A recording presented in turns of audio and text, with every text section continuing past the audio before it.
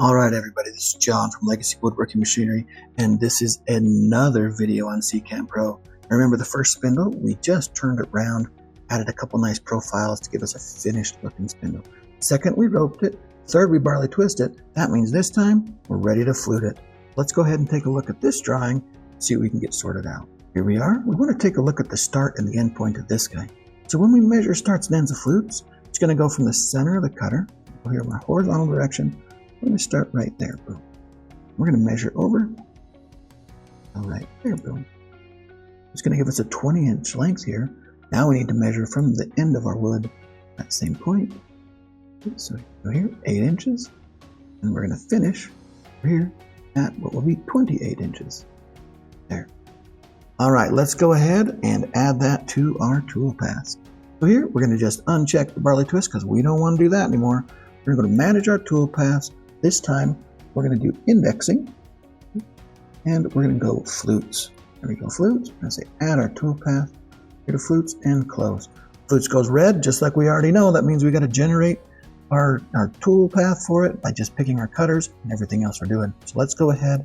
We're going to use a 1/4 inch ball end mill. We're going to go ball end, and we're going to go 1/4 inch. Looks like it goes down to 3/8 here, so we're going to go down to our core box bits. Here's core box, and here's our 1/4 inch core box bit. That's the cutter we're looking for. Select and exit. Now this one is going to be tool number 6. Assigning a tool number. Flute start position is 8. Flute end position is 28. Okay. Cut depth at the beginning of the flute. And on this cut depth, I'm going to go 1/8 of an inch deep. Cut depth at the end of the flute, 1/8 of an inch deep. Lead ins, no. Number of flutes, 12, and our section diameter is 1.6875. Now there's a lot of options when you're doing fluting, and I'm leaving it just a basic fluted design, but you can do a lead in where it actually kind of ramps down into depth and then ramps back up out of depth. You can go ahead and do what's called a teardrop flute, where you say cut depth at the beginning is 1/8 and at the end is nothing. And it will just fade away to nothing. There's lots of really cool things you can do with the fluting, but in this video, we're just going to use the basic fluting. Now we did 12 flutes around that 360 degrees, so if somebody does the math really quick for me, I want to tell you it's going to be 30 degrees between each rotation. Let's go ahead and finish and save. See what we get here. We're going to turn off the rope and turn off the barley twist and generate our code for this toolpath. Now it's 1, 2, 3, and 6. Let's come down here to the bottom. We're going to take a look at our flutes.